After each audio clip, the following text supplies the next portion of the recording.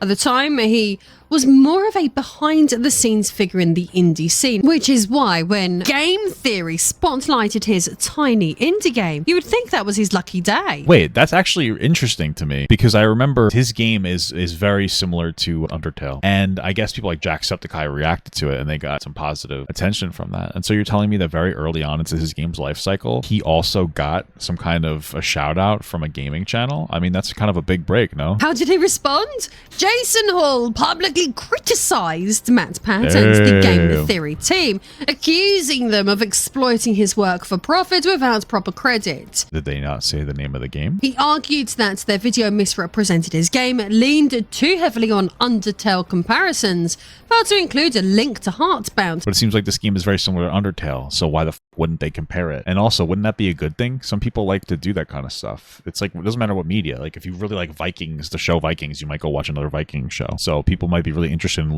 playing Heartbound because they really like Undertale. And even misspelled his studio's name. That part is fair to criticize. Maybe he has a good point on some of this criticism then. That they'd hijacked the algorithm to steal visibility, that they embodied What does that mean?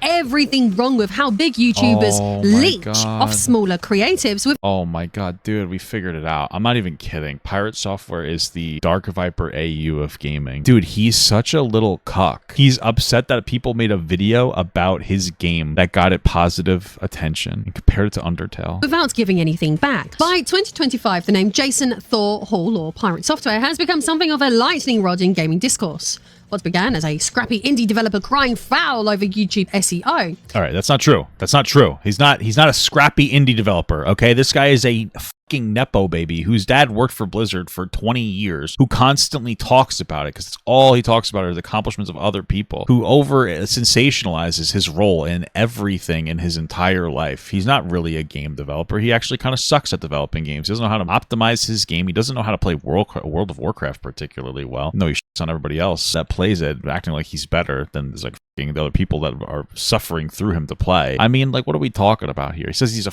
hacker when he sat there and sent phishing emails as his job. Calling him an indie developer gives him everything that he wants. He wants to be the guy who got everything and earned all of it by himself. But like, realistically speaking, and I've said it before and I'll say it again, he would have absolutely peaked at GameStop if his dad wasn't who he was. That's really it. Because look at this guy. Look at Thor. What does he look like? He looks like what a 13-year-old boy would think is cool. He's a long-haired dude that looks like he wears a trench coat and plays video games and is an indie gamer, an indie developer, dude. What do you think? He's what a 13-year-old thinks is cool.